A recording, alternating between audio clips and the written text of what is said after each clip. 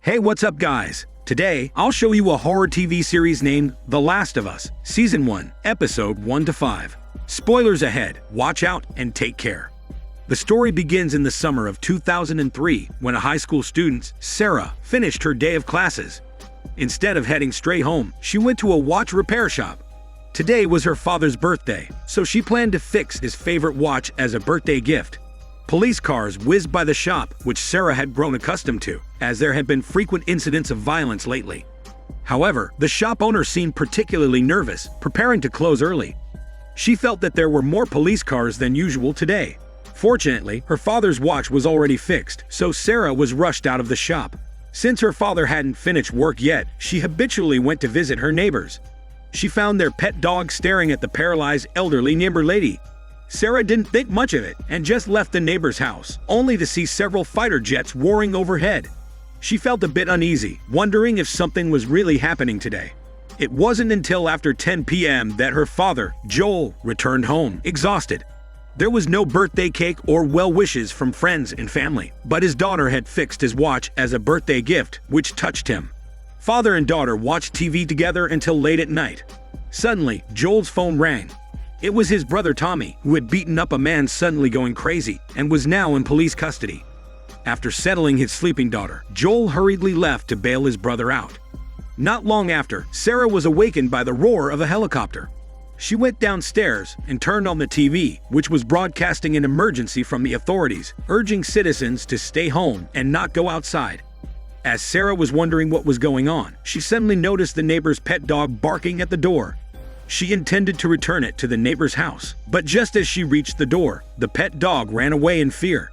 Seeing the open door of the neighbor's house, Sarah curiously went inside, only to discover a pool of sticky blood and the gasping elderly neighbor nearby.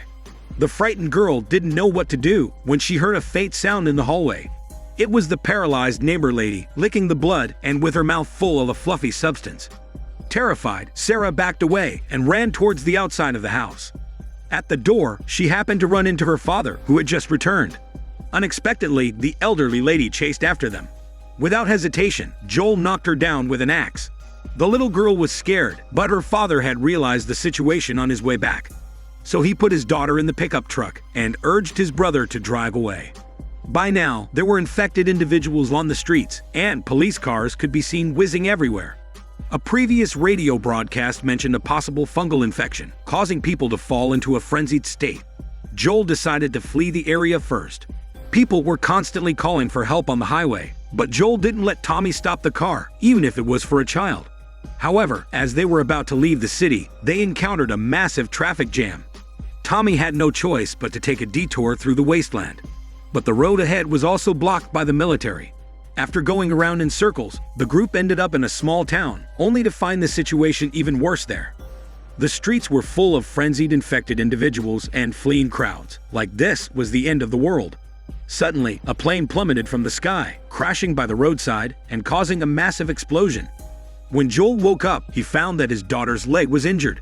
He struggled to help her to the road, but an out-of-control police car came crashing towards them. Tommy, trapped against the wall, was blocked by the ensuing fire. The situation was too chaotic, so he told his brother to leave without him, and they would meet later by the river. So Joel hurriedly carried his daughter towards the suburbs. There were infected people everywhere, eating human flesh, and the situation was even worse than before. Father and daughter were soon targeted by an infected individual, and Joel had to run into the nearest restaurant. However, the infected person was incredibly fast and chased them relentlessly. Joel escaped from the back door of the restaurant, and just as they were about to be caught, a gunshot rang out. The infected person fell to the ground, and it turned out that a patrolling soldier happened to pass by. However, when the soldier saw the injured Sarah, he became nervous. After consulting with his superiors through his walkie-talkie, he raised his gun and fired at them. Joel instinctively rolled away with his daughter to avoid the shots, but the soldier tried to come closer for another shot. Suddenly, someone from behind shot the soldier down. It was Tommy, who had arrived just in time. Joel checked his wound, which was just grazed by a bullet, but his daughter was not so lucky. A large amount of blood flowed from her abdomen, and she was breathing heavily. Joel cried out for them to go to the hospital immediately, but Tommy just stood there with a tear-streaked face because Sarah had already stopped breathing.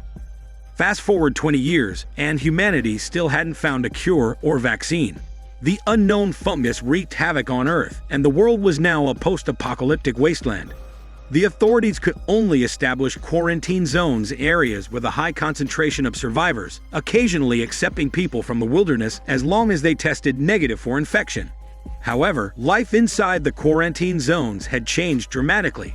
Strict laws were enforced, such as not disturbing the order and not entering or leaving the quarantine zones without permission. Anyone caught violating these rules would be sentenced to death. Ordinary survivors had to rely on their labor to exchange for credits. Joel, working as a body carrier, could only earn enough credits for 3 meals a day. Fortunately, he had his own sources to obtain some sedative pills, which he sold to sleep-deprived soldiers for extra income. Now, his biggest concern was his brother Tommy, who had been out on a mission for 3 whole weeks without any news. The watchtower supervisor, who owed Joel a favor, told him that the last message Tommy sent was relayed through the Costa Tower. In this harsh, post-apocalyptic world, Joel continued to struggle for survival, always concerned for his brother's safety. However, hope still lingered in the hearts of the survivors, who clung to the belief that one day, a cure or vaccine would be found, and humanity would rise again. In the meantime, Joel and the others had to adapt and endure in the face of the fungal infection that had devastated the Earth. Joel immediately went home to find the exact location of the Costa Tower. He was sure that if anything had happened to his brother, it would be nearby. The world was now a chaotic place, with not only bloodthirsty infected, but also rampant robbers and bandits. Even within the quarantine zones, there were numerous rebel groups, with the Fireflies being the most powerful. However, Joel's top priority now was to search for his brother. The next morning, Joel's partner, Tess, brought him some bad news. The car battery they had purchased had been stolen. With human technology having severely regressed, gasoline and batteries had become scarce resources. Without a car, they couldn't go out and search for his brother, so they had to try and steal the battery back. After spending some money in the market, they finally learned the whereabouts of the thieves' hideout. When they arrived at the location through the sewers, Tess suddenly screamed as she discovered an infected corpse on the wall. They searched every corner of the place and eventually found a hidden passage, which was blocked by an iron door. Joel noticed blood seeping through the door's crevices and realized something was wrong. Pushing the door open, they found a corridor filled with dead bodies, including the thieves who had taken the battery. Using a flashlight, Joel discovered that the battery had been damaged. They then heard some movement in the depths of the corridor. 2 people were slowly making their way forward, supporting each other. A figure suddenly rushed out with a knife, and to Joel's surprise, it was a young teenager.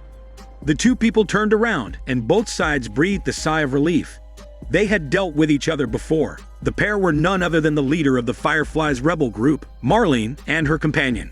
The thieves had stolen the battery and tried to trade with Marlene, but they ended up being killed instead. Marlene was severely injured, and knowing that Joel was a former soldier, she proposed a deal. Joel and Tess would escort a young girl to Firefly's base in the Massachusetts State House in exchange for weapons and car batteries. Joel and Tess agreed that it was worth it.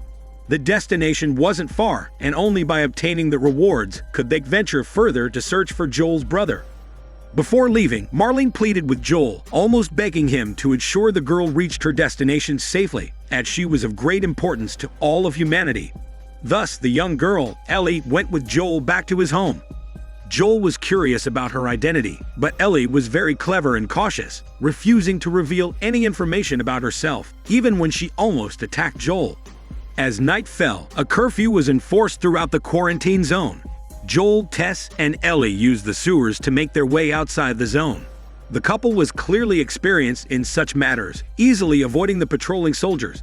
However, while passing through a house, they were spotted by a soldier who had stepped outside for a moment. Joel didn't dare to resist and obediently surrendered.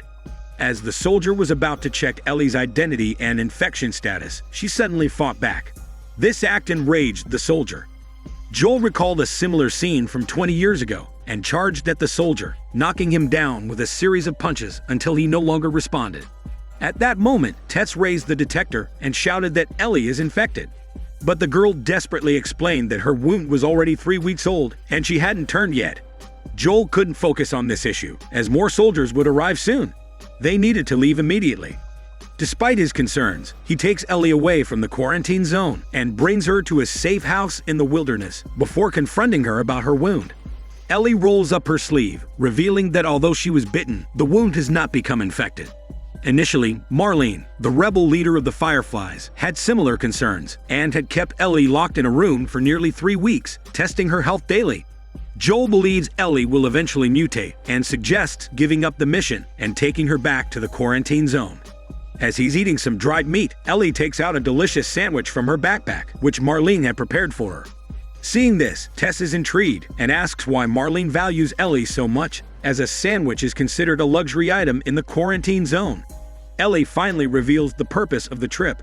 It turns out that after days of testing, Marlene has determined that Ellie is immune to the infection. Coincidentally, there's an expert working on a cure in the Fireflies' base.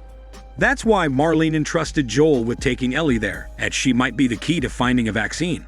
With Ellie being so important to the Fireflies, the reward for the escort mission seems guaranteed. The trio finally agrees to continue their journey to the Fireflies' base. This is the first time Ellie sees the full view of the wilderness. Despite the ruined skyscrapers, their former splendor is still evident. Joel says the base is just across the street.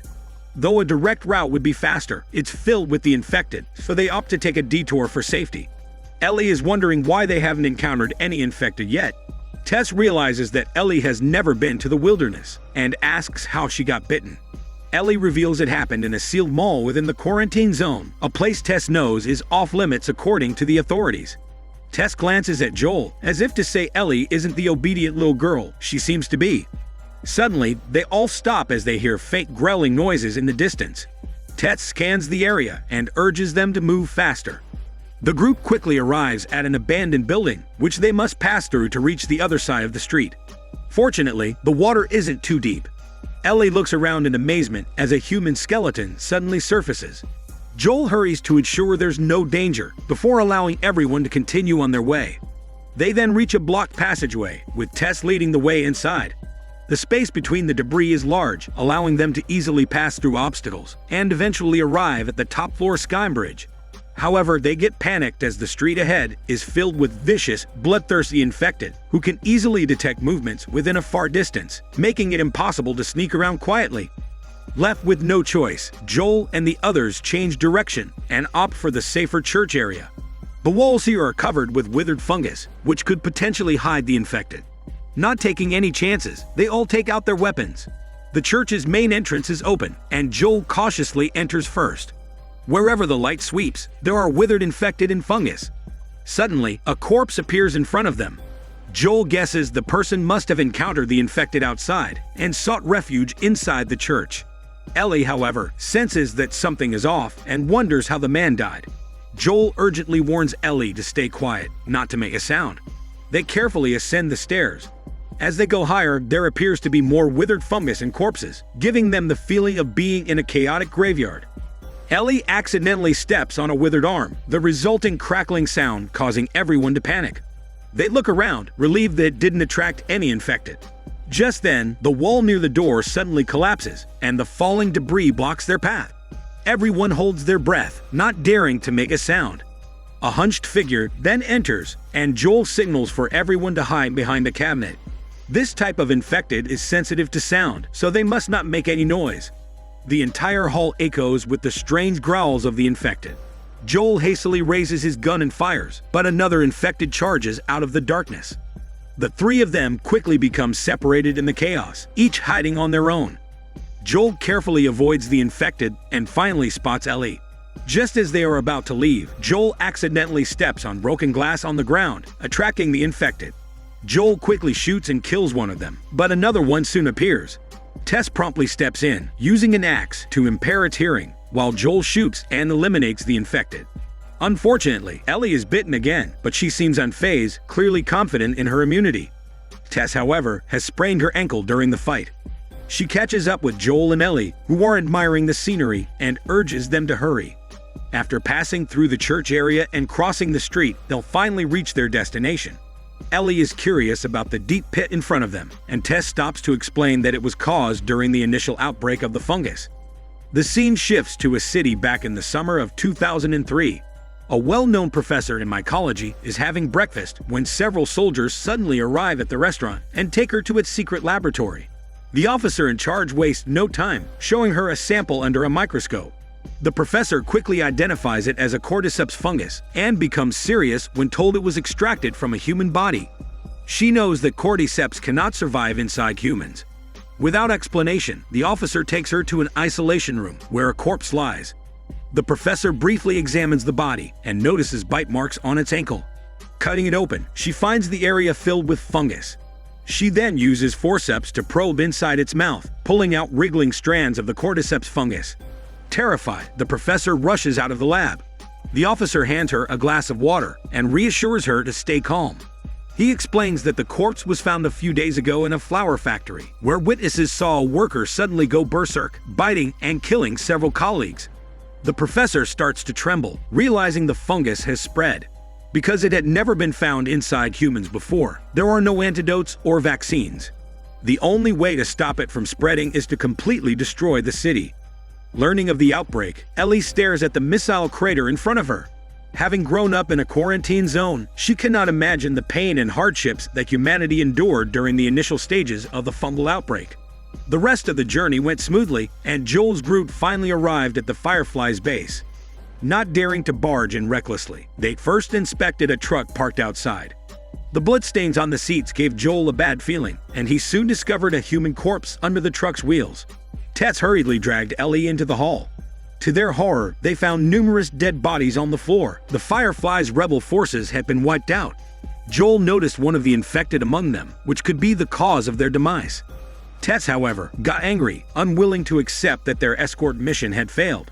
Ellie suddenly mentioned that Tess was infected, and sure enough, she had been bitten by an infected back in the church.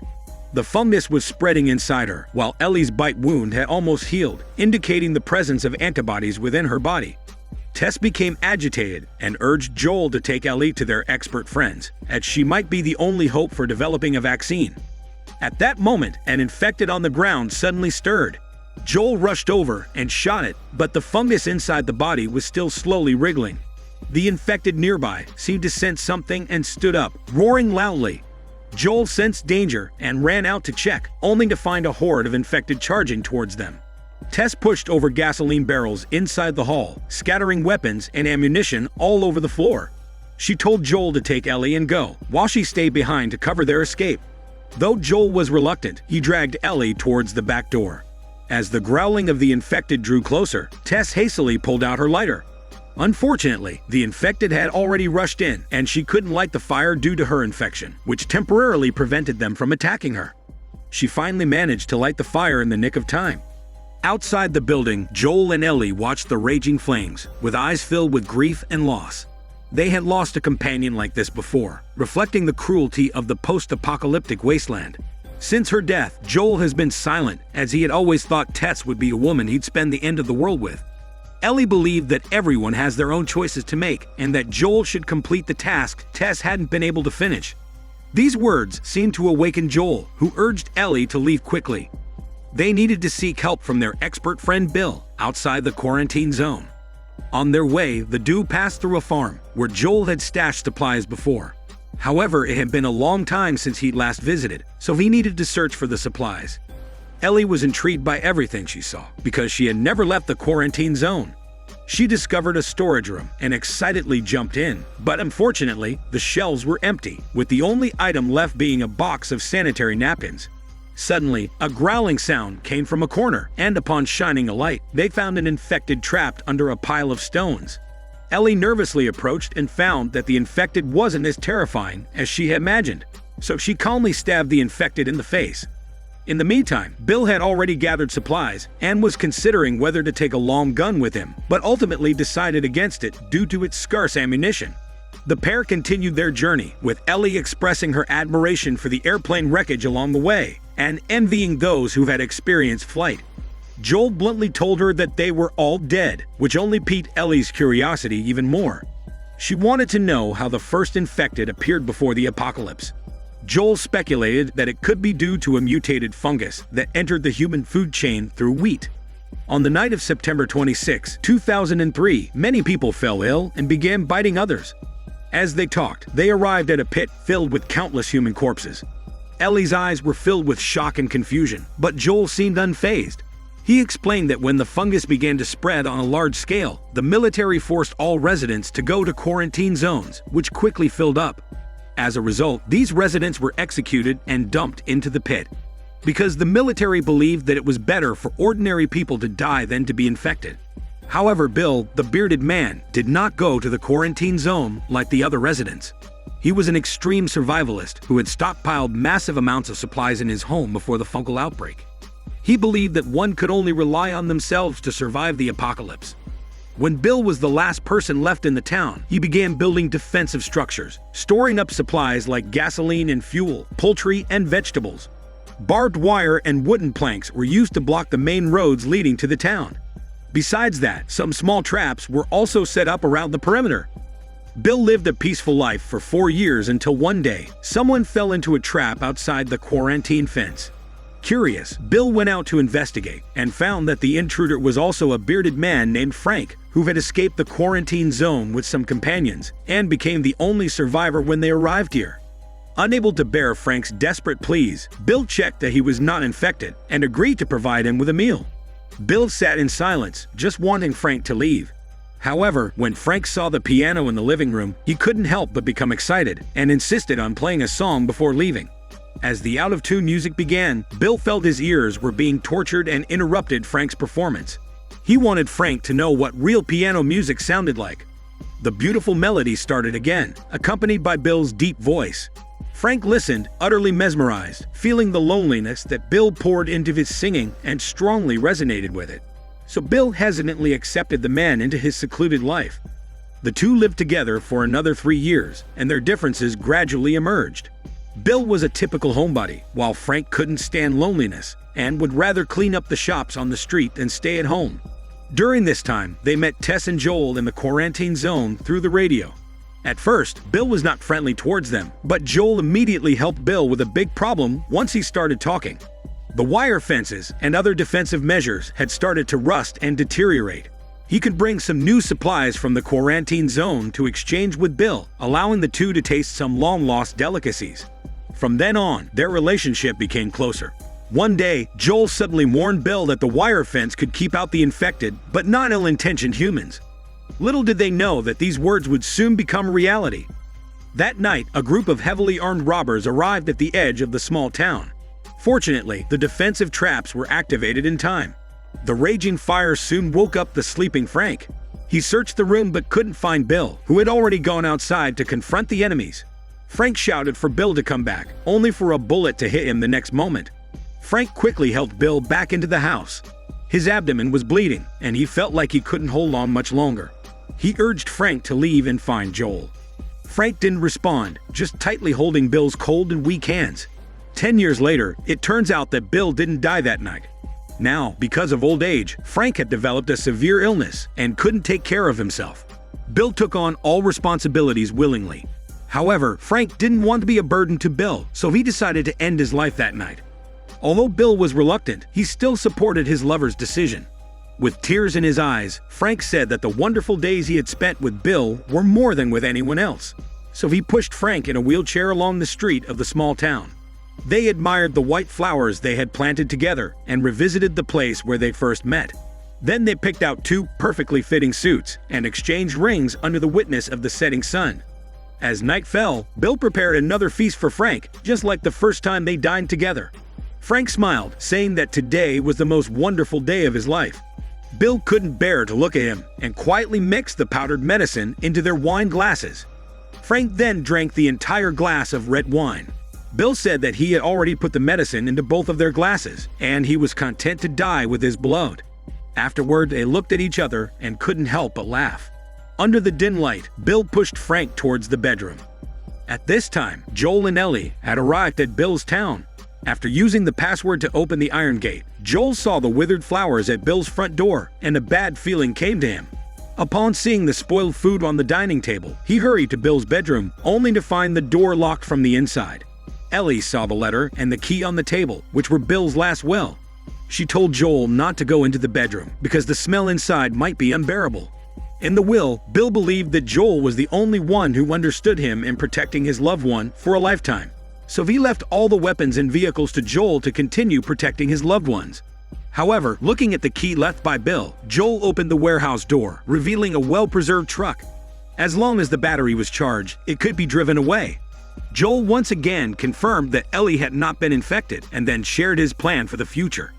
He was going to Wyoming to find his younger brother Tommy, a former member of Fireflies, who might be able to take Ellie to a nearby lab. The young girl naturally agreed. Joel reminded her to listen to him and never reveal her identity or the scar on her hand. Soon they went to the basement, where an entire wall was filled with weapons. Ellie couldn't help but admire Bill for being such a tough character. Moreover, the supplies here were fully stocked. Joel told Ellie to take as much as possible, but the girl went beyond expectations by secretly stuffing a handgun into her backpack. When everything was ready, they got into the charged car. Joel fastened the seatbelt for Ellie, who was riding in a car for the first time.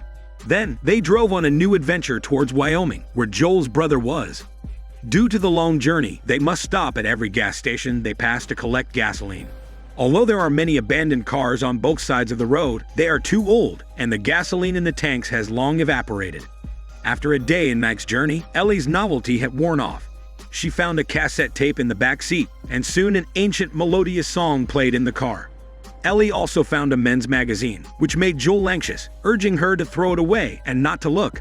She seemed much more mature than she appeared. Joel tried to take highways as much as possible, to avoid encountering obstacles or infected people. Only the broken buildings seemed to tell of the past misery and chaos. As night was about to fall, Joel drove the car off the highway and entered a dense forest. Although it was difficult to encounter infected people far away from the city, they dared not make a fire to cook and could only eat some canned food. Joel knew from his years of experience that sometimes living humans were much more terrifying than the infected. Just as they prepared to sleep on their makeshift beds, Ellie suddenly asked why the Scarecrow got an award. Joel thought for a moment and said it was because he was outstanding in the field. The unexpected joke eased Joel's mind, but he did not let down his guard. After a night's rest, Joel brewed a cup of bitter coffee, and then they continued on their way. Ellie checked the map and found that they were still a day and night's journey from their destination. She suddenly became very interested in Joel's brother, and the man didn't hide anything. He said his brother Tommy always dreamed of saving the world and joined the army right after high school. After the fungal outbreak, Joel joined Tommy's team to protect him, and they went to Boston together. There, Joel met Tess, and Tommy met Marlene, and subsequently joined the Fireflies. Joel always felt that his brother was naively dreaming of saving the world. Ellie suddenly asked aloud why everyone still lived if there was no hope. Joel said his hope was to protect his loved ones, so he went to find his brother. Ellie was moved by that and asked if she was considered his family. Joel replied that she could only be considered cargo, but he had promised his dead wife to protect Ellie. As the two were talking, more and more abandoned vehicles appear on both sides of the road. Joel had to stop the car because the road ahead was blocked by a truck. He carefully looked around, knowing that it was impossible to clear the obstacle. The only option was to take a detour, but this meant they would have to leave the highway and cross through a nearby human city, which was much more dangerous than the previous route. Traces of burning corpses were everywhere. Ellie suddenly saw an abandoned quarantine zone, and an injured person ran up to them for help. Without thinking, Joel told Ellie to fasten her seatbelt and then stepped on the gas, only to find that an ambush had been set up all around them. The car tires were punctured in an instant, and they crashed into a convenience store. Joel knew they had encountered a gang of robbers, which was quite common in the post-apocalyptic world. Bullets whizzed by, and Joel yelled as he quickly got up and fought back. Ellie took the opportunity to hide in the small hole in the wall opposite. When the gunfire outside finally ceased and all the enemies were eliminated, Joel was about to reload when someone burst in through the back door. Caught off guard, he was choked by the intruder. Ellie realized that Joel was about to give in, so she pulled out her hidden gun and shot the intruder in the leg without hesitation. The man begged for his shitty life and pulled out a dagger to show he had no intention of resisting. Joel ignored him, took Ellie's gun, and told her to hide back in the wall hole. The pleas for mercy outside stopped abruptly. Ellie knew that Joel had killed the intruder, but pretended nothing had happened. The young girl knew the rules of survival in the apocalypse. There was no room for mercy or compassion. Joel was somewhat surprised by her behavior, but said nothing. Their priority was to leave the area as soon as possible. As expected, the gunfight drew the attention of local armed forces. A large group of armed civilians gathered around several corpses, and someone concluded that outsiders must have done it. The new rebel leader of Fireflies, a woman named Catherine, was highly tense, thinking it was likely that these were reinforcements sent by her old rival, Henry. She then called together all her men, determined to capture the troublemakers. Catherine's excessive caution was not without reason, as she had recently led the lower-class citizens in overthrowing the government-established quarantine zone. Several officials were still at large, and among them, Henry had a radio, so it was essential to capture him as soon as possible. All the rebels began searching house by house. Hiding in a civilian house, Joel was worried that they needed to leave the area before nightfall. It was only then that Joel had time to apologize for his negligence earlier, which had led to Ellie participating in the violent scene. To his surprise, the young girl didn't seem to care, saying it wasn't her first time experiencing such things. Joel was somewhat relieved and returned the handgun to Ellie, teaching her how to hold it more steadily. This was not the basic firearms knowledge taught in the quarantine zone schools, which shows that Joel had fully recognized Ellie and no longer considered her a burden or cargo. Meanwhile, after half a day of searching, the rebels finally made a new discovery. In an attic, they found many children's drawings and some empty bottles and cans on the ground. Catherine was convinced that these were left by her old rival, Henry. She thought that perhaps due to the depletion of food, he had taken the children elsewhere. Suddenly, there was a noise from a room downstairs. Upon entering to investigate, they noticed an obvious depression in the middle of the floor. Catherine cursed and quickly left the room, knowing that something terrible was hidden underground. She ordered her men to seal off the building and decided to prioritize finding the troublemakers for now. At this point, Joel and Ellie had arrived at an abandoned 42-story building. Joel decided to climb as high as possible, believing that the higher they went, the safer they would be. At daybreak, it would also be easier to observe escape routes. Ellie was puzzled about how Joel had seen through the disguise of the injured man, who had asked for help earlier. Joel admitted that he hadn't discovered anything, but he had done similar things in the past to obtain survival supplies. To survive, one shouldn't trust anyone. After climbing to around the 40th floor, Joel picked a random room to rest in. He carefully scattered broken glass at the doorway to prevent anyone from sneaking in.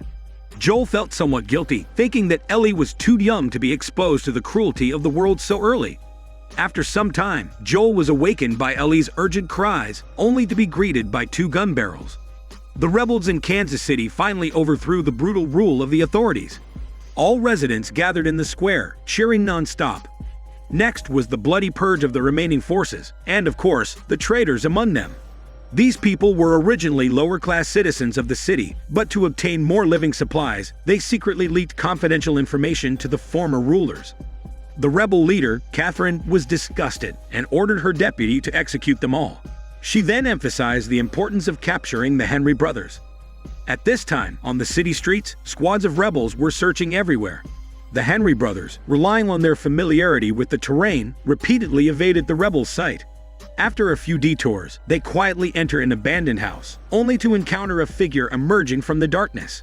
Henry was relieved to recognize the figure as an old friend. They had agreed to take refuge in this hidden attic during the city's unrest. However, they didn't have much food. Henry calculated that they could last at most 11 days. As the rebels continued to search the streets for them, Henry saw his younger brother, Sam, sulking in a corner. He then magically pulled out a bag of colored markers. Cartoon images soon appeared on the walls, quickly making Sam forget their current predicament. In the blink of an eye, 10 days had passed, and their food reserves were depleted. An old man who had gone out to search for supplies hadn't returned for many days. Henry understood that he had probably been captured by the rebels, and to protect the hiding place of the brothers, the old man might have lost his life. The rebels were still searching outside, and Henry knew it was time to leave. However, Sam was nervous. Henry glanced at the Superman painting on the wall and pretended to be mysterious, asking his brother to close his eyes. He then painted Sam's face with color, making him look like the little Superman on the wall. Sam immediately relaxed with a smile.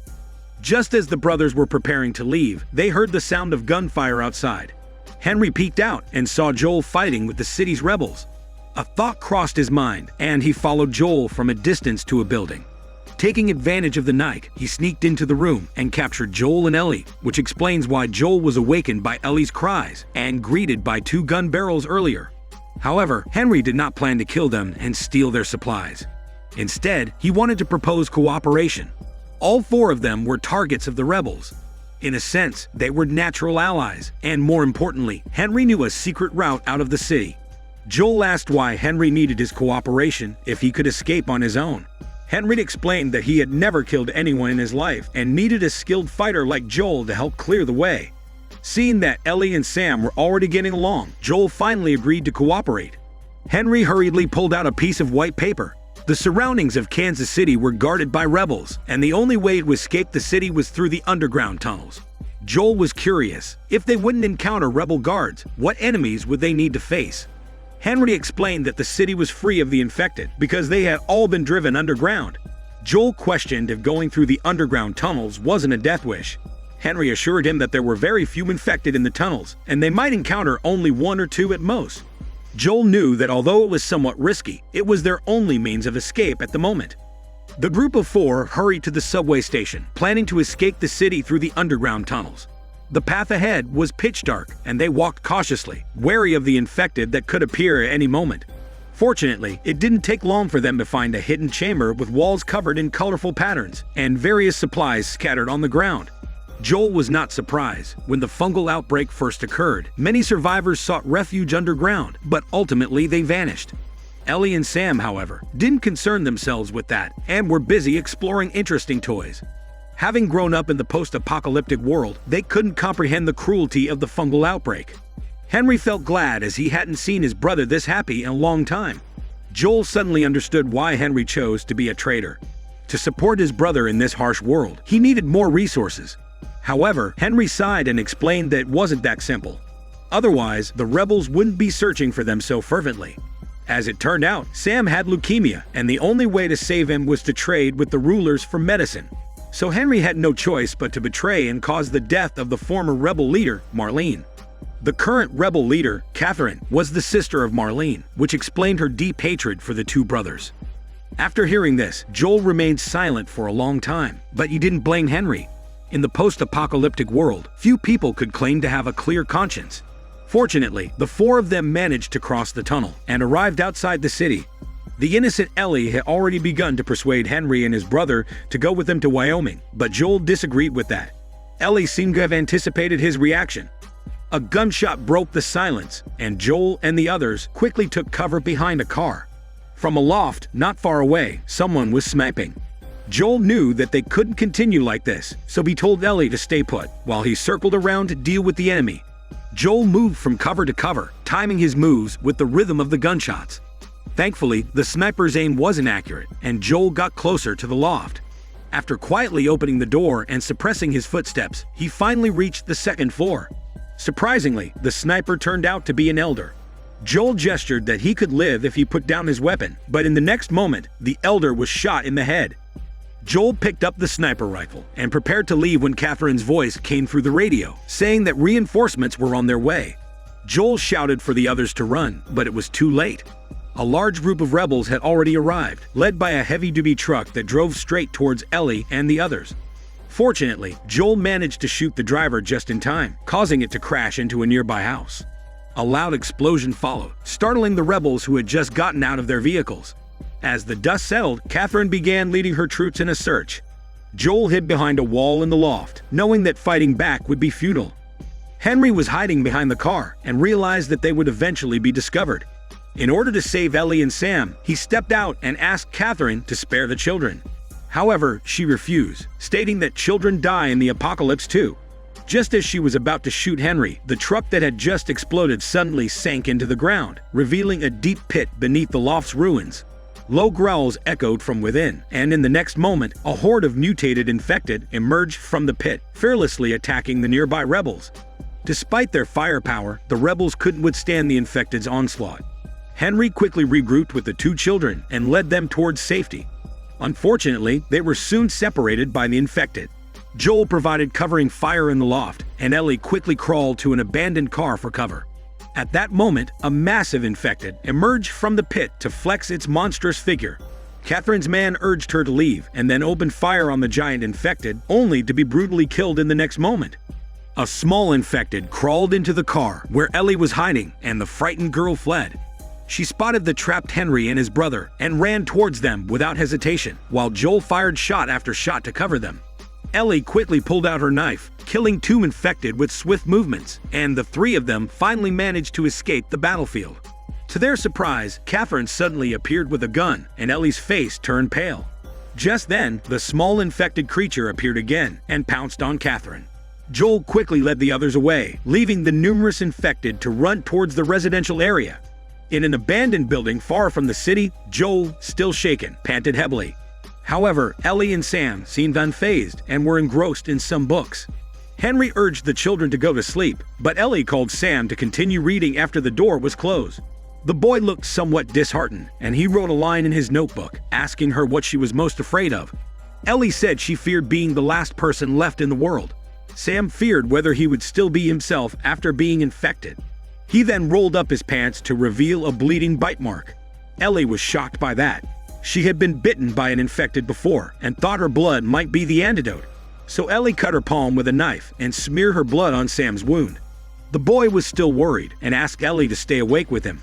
Ellie readily agreed, but she accidentally fell asleep until morning. She then saw Sam sitting silently by the bed and wanted to greet him, but he suddenly lunged at her. Henry, outside the room, was also startled and picked up a gun, shooting the now zombified Sam. As his brother's blood slowly oozed out, Henry realized that he had killed his own brother, and he pointed the gun at his own head, sending himself to meet Jesus.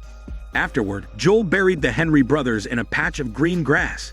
Ellie placed Sam's used notebook on the mound of earth. The words "sorry" were written on it because she hadn't stayed awake like Sam as promised. Joel didn't offer any comfort to her because everyone had to experience too much regret and apology in the zombie apocalypse. This is Daniel CC Movie Channel. Stay safe and enjoy your day.